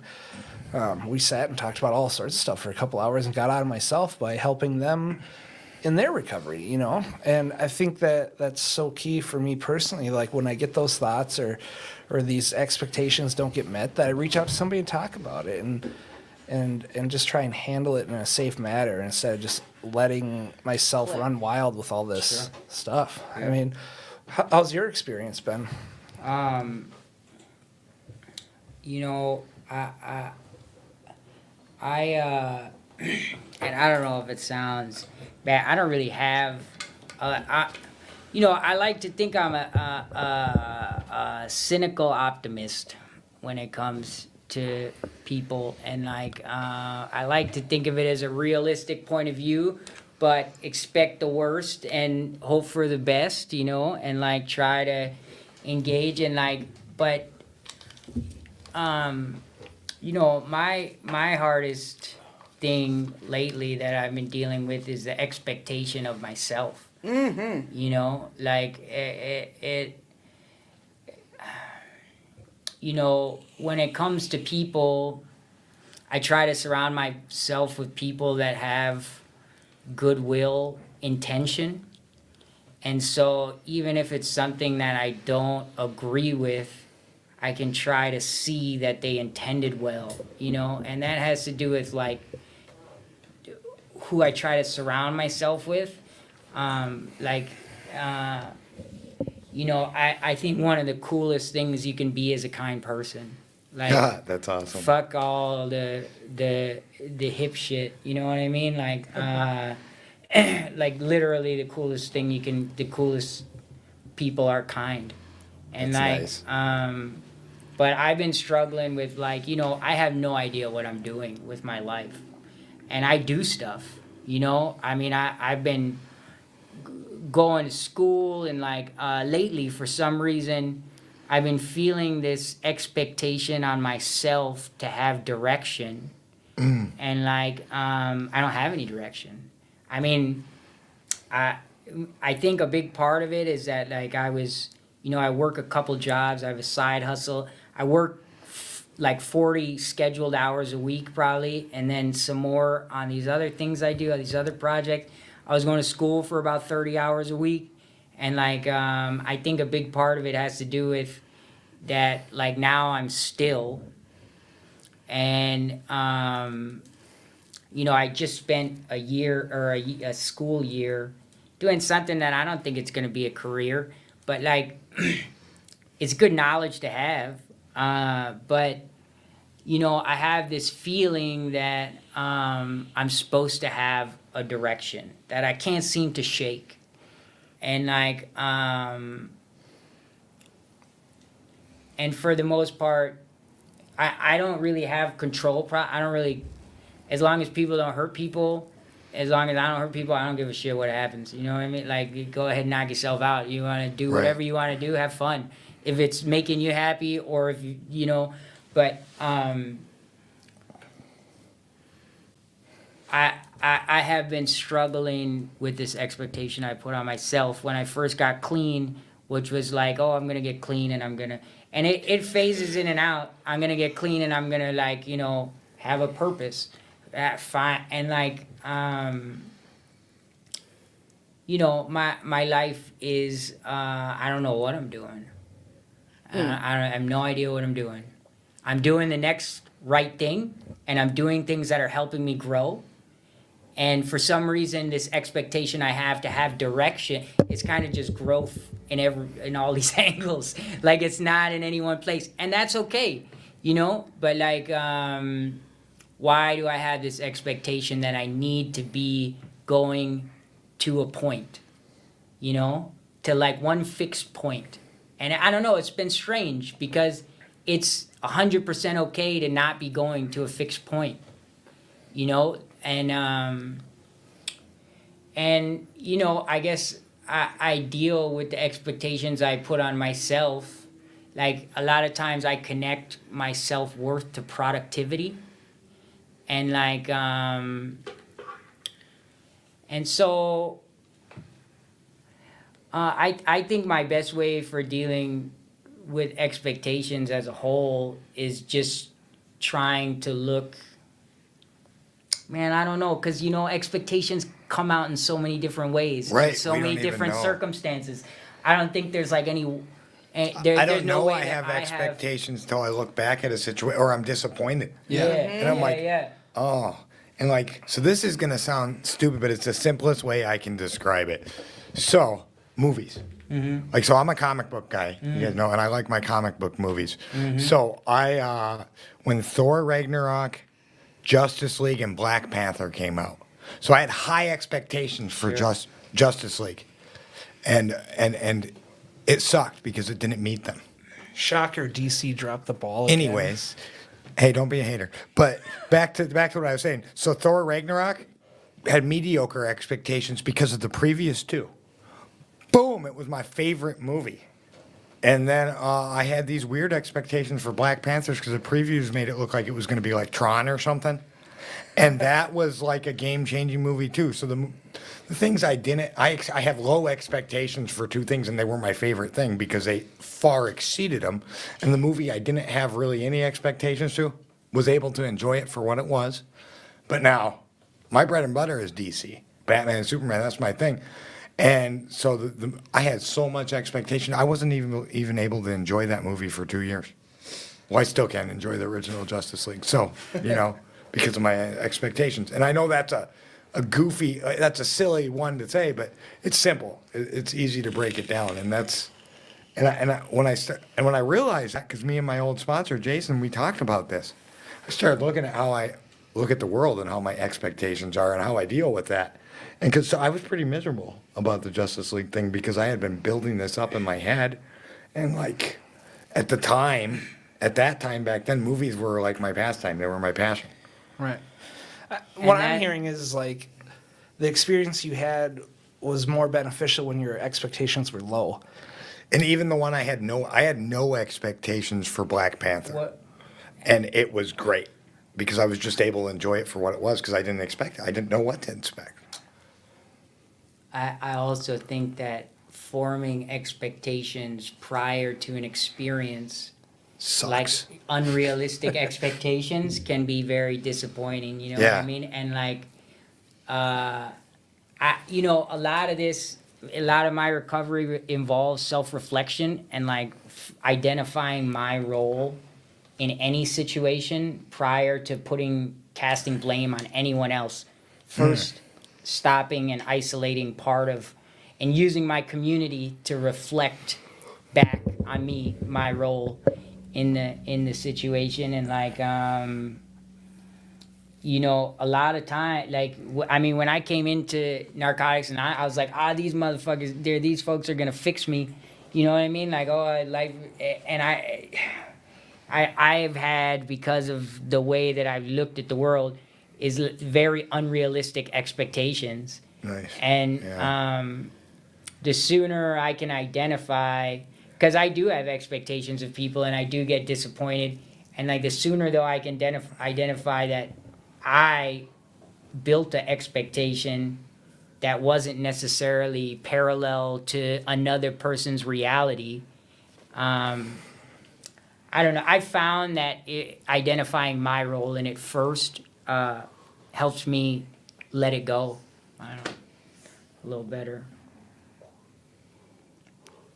That's what's up. That is what's up. So we got a couple more minutes. We got like probably 10, 15 more minutes. You lost me at the movies because I don't watch those movies. Oh, you should watch the Netflix ones. The Netflix, they're like Daredevil and That was a good those- series. I'm they'll- mad that they discontinued. all those Jessica Jones, the whole Defenders thing. I could nerd out on that for a long man. time. Absolutely. And then they sold them to Disney, and they're no more, dude. Okay, I'm back at that table at the high school table. I'm at the wrong lunch table again. Hey, Oh I yeah, grew we up did this reading to her comics. earlier in the show too. We started nerding out. We started talking Oh, about God. We started talking about GalaxyCon. That was We my all went. bread and butter. I spent all my money on comics when I was a kid. That's You gonna where, come to you know, GalaxyCon next year with us? I would potentially attend that. Yeah. All right. That's Somebody an help me. That's an open. Somebody send an Uber. That's an open invitation to anyone that wants to meet us at GalaxyCon. We'll be there. Me and Nathaniel, and we're gonna get Murdoch, whether he knows it or not. They expect you to dress the part though.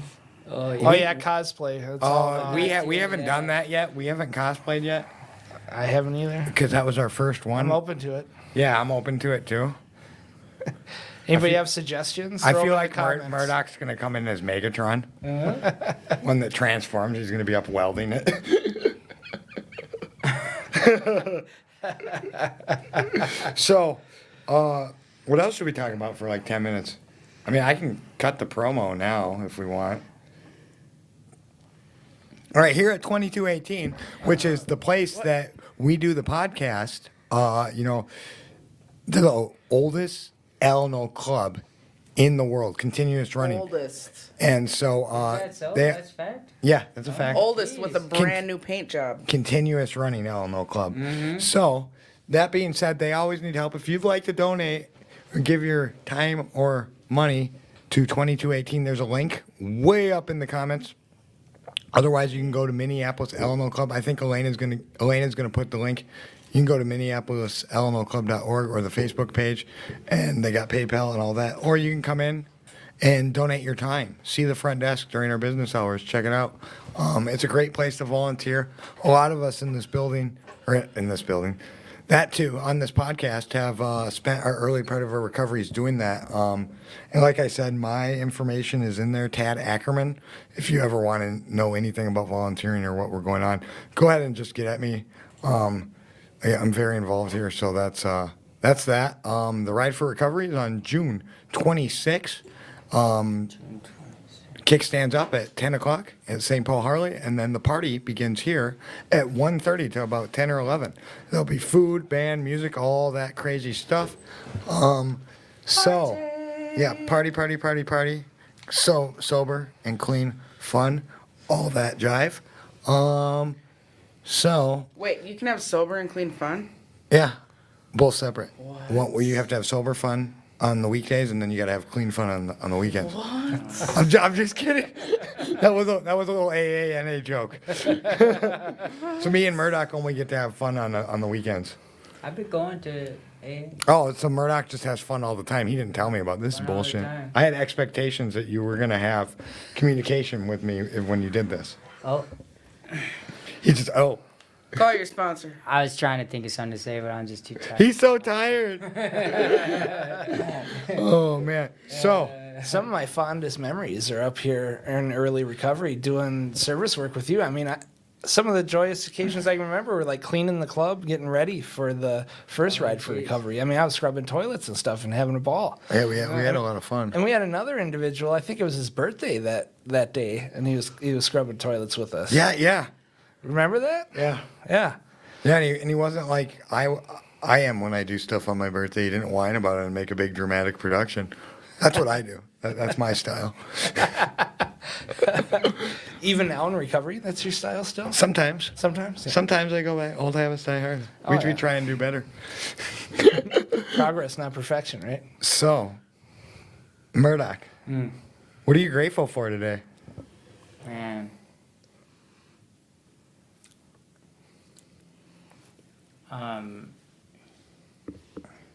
There's a bunch of stuff. And like, I'm grateful.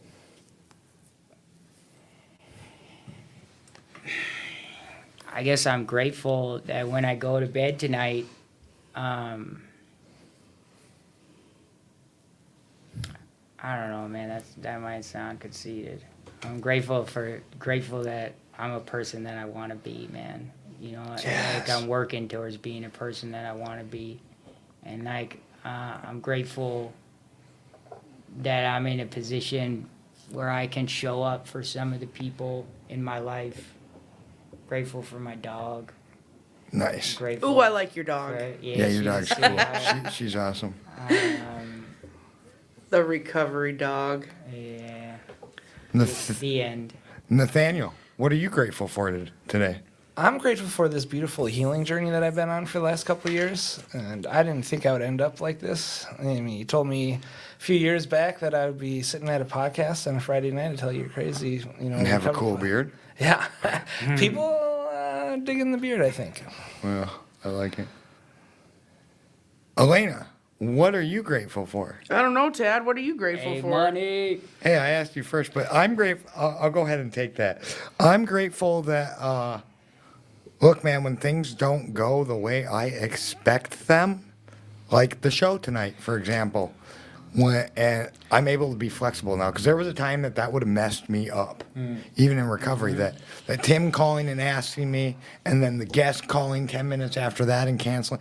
And, like, so what I did is I called a friend, and they were like, well, what about Alaina? And I'm like, okay, I'll call Alaina. That'd be cool. But you're right. That would be cool to host, because they didn't want to host with me, the first person I called. And they called Alaina, and I was like, well, me and Alaina can handle it. And then I got Alaina saying, yeah, we'll do it. We can figure it out, even if Matt, and then Matt said he would. And then boom, the guest bailed. And last night, I tell you what, at 9:30, 10 o'clock when the guest bailed, I didn't even worry about it. I was like, you know what? I'll get on this tomorrow. Que sera, I'll get sera. on. I'm not going to let it eat me up. I'm not going to call people till 1 in the morning. I'm not going to text people and weird them out like a freak. That's right, because I would have hung up. No. You were already on the show. You were already on the show as a co-host. I'm not going to do that because that's actually what I would have done in the past. You guys know I would have. I'd have been calling and calling. You'd have got to call at a weird time. Oh, yeah. Yeah, and so I was like, you know what? And I'm going to deal with it tomorrow. And then I got up and I was like, the show's okay. Just calm down. You have some things in your mind. You're going to call Nathaniel and I had you two in mind right away. Like when I woke up, it popped in my head, and I didn't know if that was going to work out or not. And I called Murdoch, he didn't answer, so I didn't trip. And then I stayed this is what I'm grateful for, because not only did I not trip, instead of calling 40 other people, which I've done in the past, until I get 2 that say yes, and then 5 show up, I got Nathaniel on the horn. He said yes, and I was like, Murdoch will call me back, or I'll find someone last minute at the club. And, you know, we had plans maybe for a special guest, and we did have a special guest, Timmy, come in. But so, like, I stayed hyper flexible while dealing with this show, which is not always a thing with me. Those of you, like Alaina, you guys know that. I can be a little rigid and a little, this is my baby, and da-da-da-da, blah, blah, blah, about this show. And so I'm grateful that I was able to do that. And, like, I didn't have a lot of anxiety about it. I just knew it was going to work out. That's awesome, Dad. And That's cool. yeah. So, man, Some real growth right there, huh? Alaina, what are you grateful for? I still think it was a good show. Why do we need Tim? We don't need Tim. It was great. I'm just kidding, Timmy. We need you. I'm just kidding. I'm always grateful. Even when things are bad, I'm always grateful. Right now, I'm grateful that I have a 3-day weekend because I don't have to work on Monday. It's the weekend, baby. I'm grateful that I get to do things like go to some meetings and hang out with my kids, and taking my kid to buy a laptop because she's going to college. Oh shit. I know. It just makes me feel a little bit older.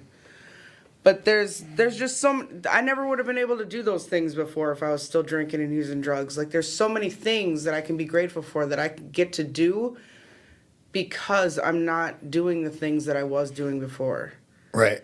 And that's what I look forward to now, is that I get to do the things. This cool life we get to live. This cool life we get to live. I talked about this before before we started the podcast, that a friend of mine passed away the other day of, we don't even know what, but she was in recovery and she passed away the other day, and it sucks because I don't want to be one of those people. I don't want my friends to get the phone call that says Alaina passed away because of drugs.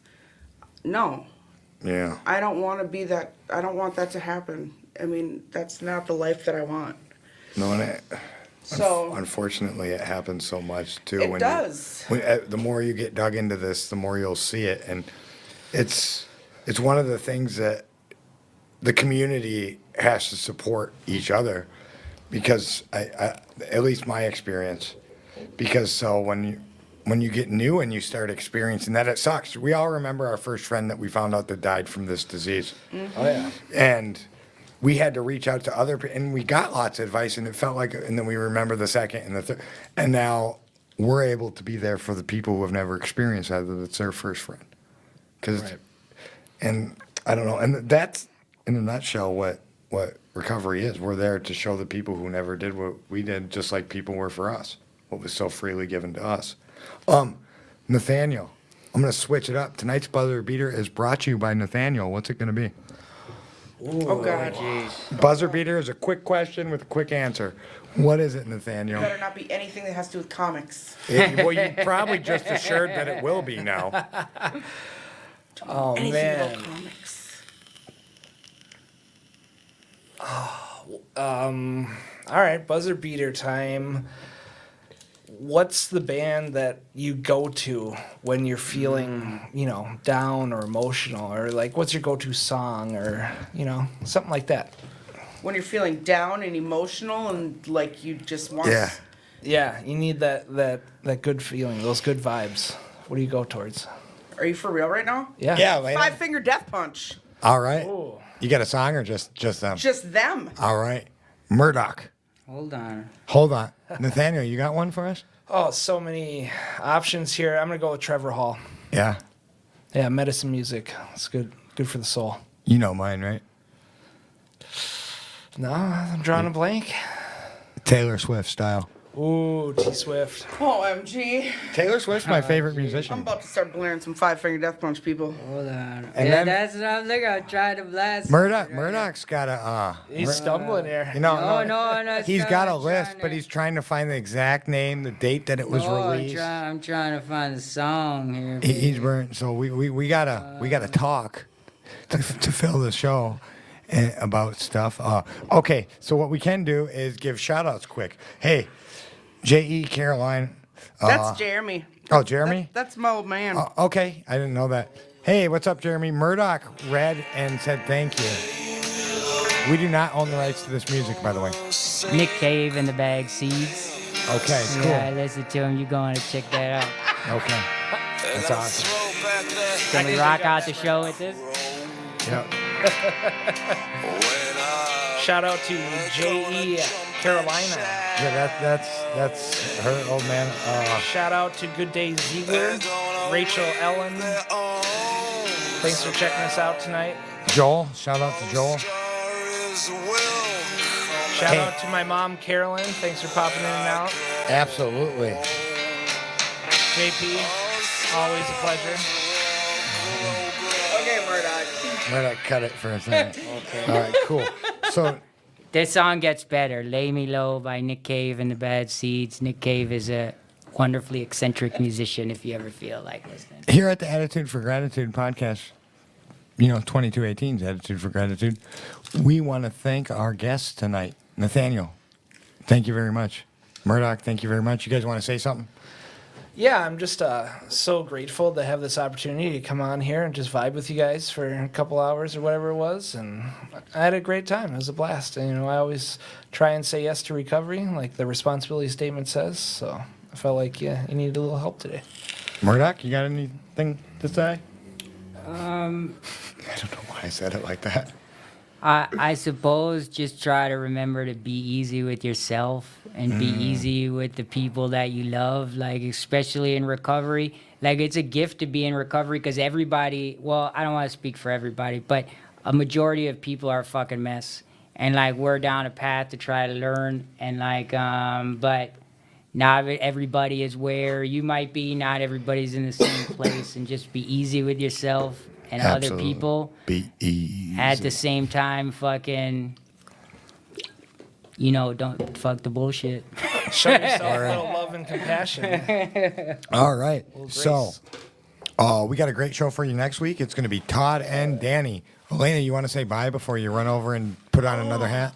Sorry, guys. I got to go over and turn off everything. Bye, everybody. It was so nice to be on tonight, and I'll be back next week, but I'm going to be sitting by my little computer over there. Okay. Bye, co-host Alaina. Bye. Oh, hi, producer Alaina. How are you?